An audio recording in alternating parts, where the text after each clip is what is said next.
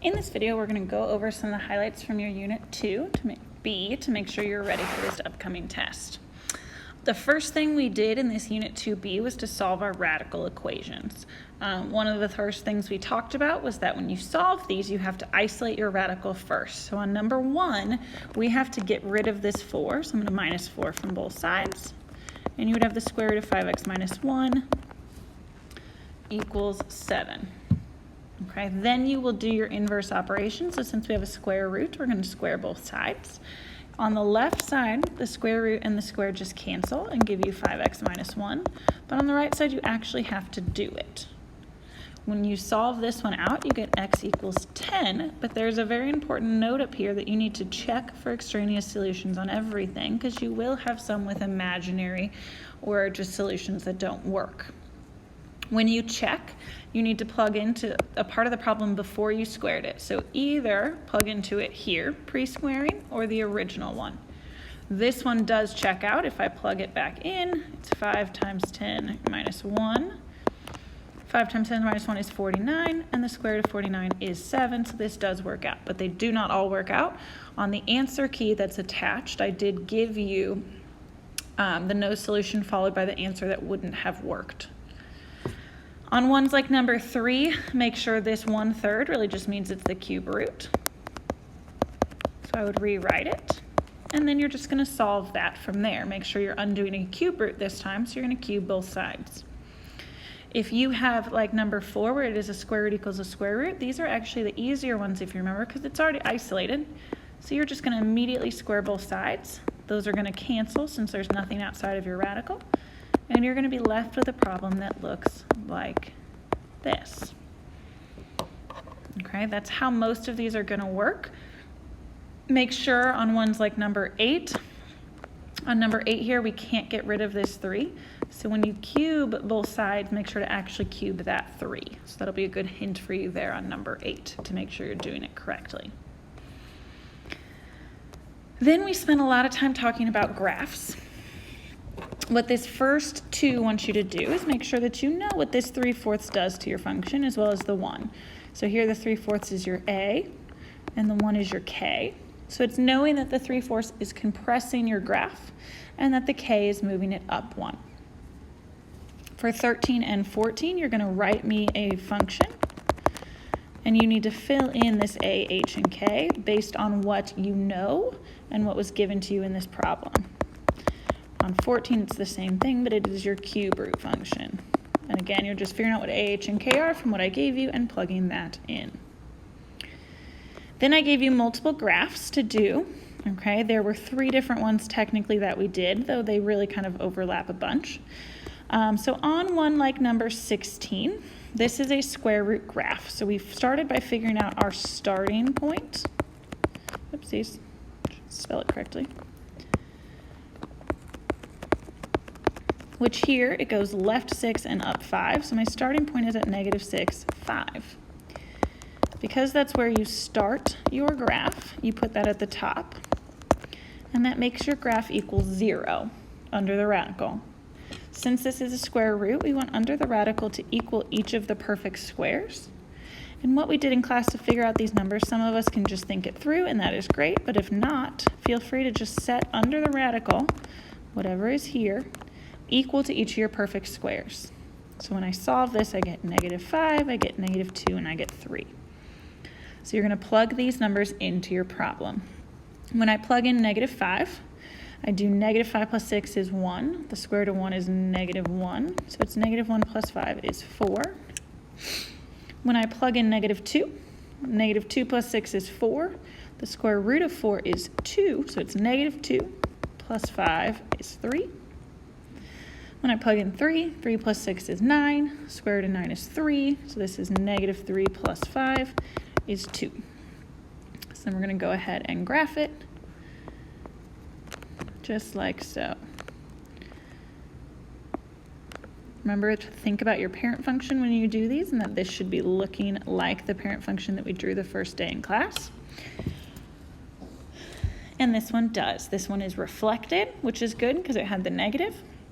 And it went left and up. When you do your domain then, Domain is your left to right, so it's going to be -6 to infinity. My range is bottom to top, so on this one it's -infinity all the way up to +5, since this one's going down. For your limit, you're going to fill in your left and your right.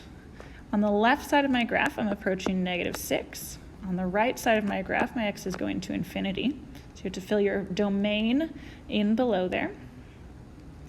And then we have to think about what y is doing. Well, on the left side of my graph, y is going to this value of 5 and it's stopping. So it's a point there.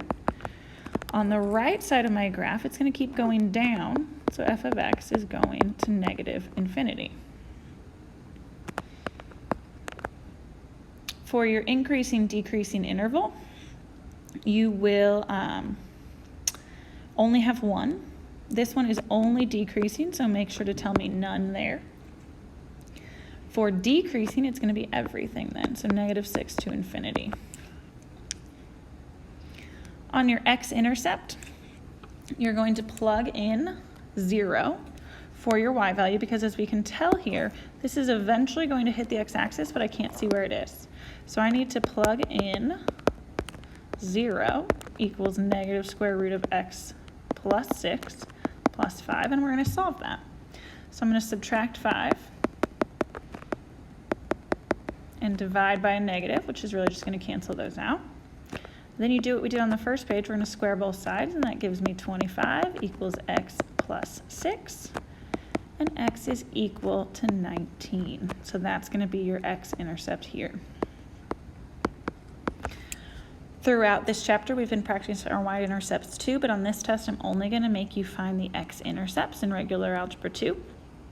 So just make sure that you focus on that. If you're in Honors Algebra 2 watching this, you will still have to do your y-intercepts. Make sure you plug 0 in for x and evaluate that number. But in regular Algebra 2, you're only going to be asked x-intercepts on this first test. Okay, then your cube root functions were pretty much the same.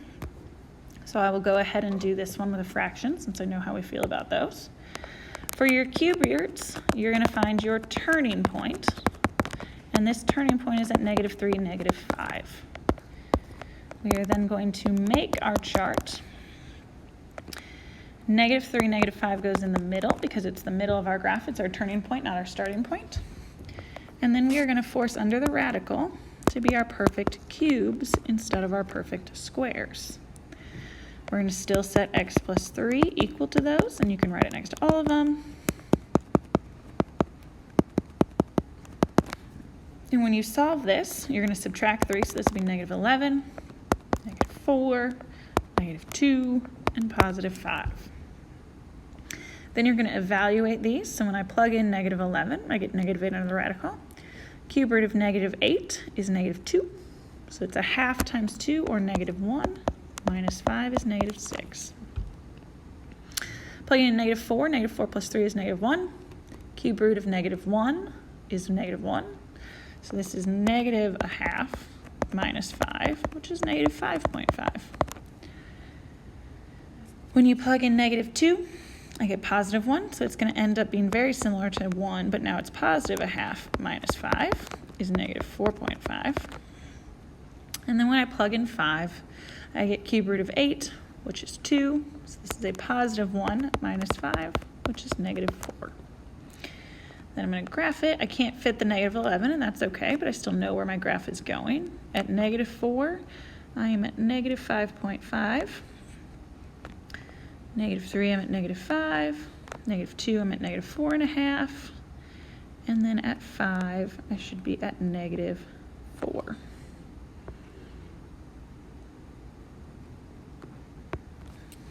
Okay. On your chart, again, the domain and range of every cube root function is -infinity to infinity. On the left side of this graph, it is going down, so my f of x is -infinity.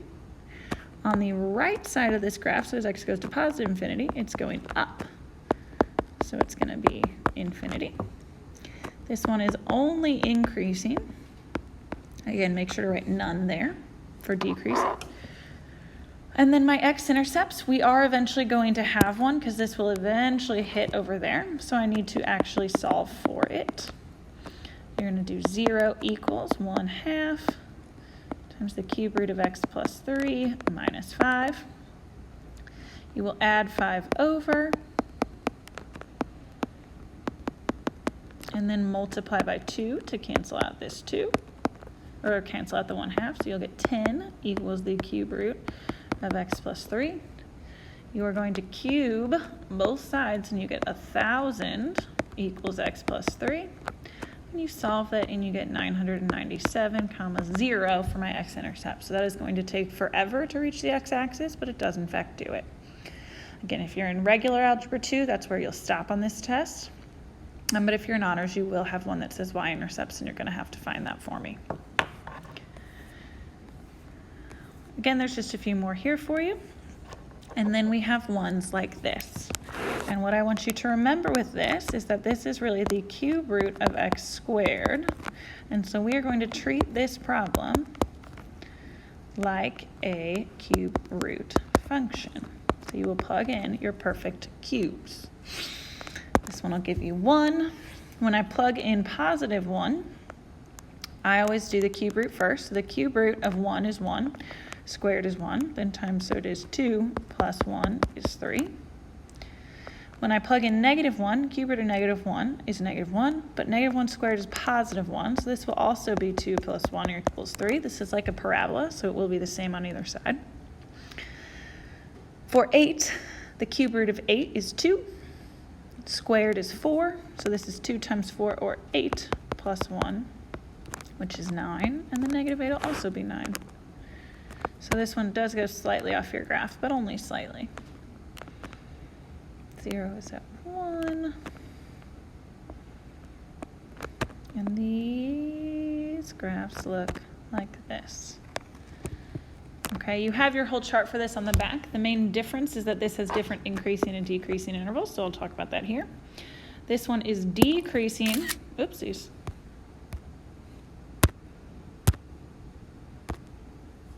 This one is decreasing on the left-hand side. So it is decreasing from -infinity to 0. And that needs to be a parenthesis on 0 because at 0, it's technically both increasing and decreasing, so it's not really doing either. And then it is increasing on the other side, so from 0 to infinity. Okay, this one has no x-intercepts because it's never going to hit this line, and so we can just look at that and say, hey, there's going to be none, we're good. You will have to fill in that whole chart, but again, your answers are on the back for you.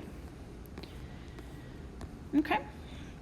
Then you get to problems like this where you're going to write me the equation, and I'm going to give you a different set of information depending. Okay. So say this one. You're starting by writing your parent function that you do know, and whatever your furthest left point is, we have to assume is our h and our k. So if I plug in, it's going to be +1 and -2, but I still need to find my a value. To find that, you're going to use any of the other points, and it doesn't matter which one, so I'm going to use the second one. My x value is 0, so I'm going to plug in a 0 for my x, and then my y value is 1, and this is what I'm going to solve. So I'm going to add the 2 over, and you get 3. When I solve the square root of 0 plus 1, that's just 1, so my a value is 3. What that means is you can go back to your equation then, and it would look like this. The last thing on here is some word problems. We practiced these on the start of the day after we solved equations to make sure you were good at them. If we look at number 27, what I gave you was the velocity of this tornado at a certain time, and I gave you an equation, and I wanted to find the air pressure at that same time. So we're going to plug in the 61.7 where it belongs. The v is velocity, so we plug it in on the left, equals 6.3 times the square root of 1,013 minus p. And then we're going to solve this equation just like you do on the first page, but it's a little uglier, and that's okay. First thing we're going to do is isolate our radicals. We're going to divide by the 6.3. And you get 9.79 equals the square root of 1,013 minus p. I would keep that number in your calculator and just let it do the math for you. So to isolate your radical, we're going to square everything. And so my calculator tells me it's 95.9 and so on, equals 1013 minus p. And then we're going to solve. So I would minus the 1013 and get negative 917.08 equals negative p. And then those negatives divide out, and that's my final answer, the 917.08. Okay, please remember that your answers are attached here, so make sure you're checking it as you go. If you have questions, use your time wisely and come see me sooner rather than later so that I can help you prepare for this test.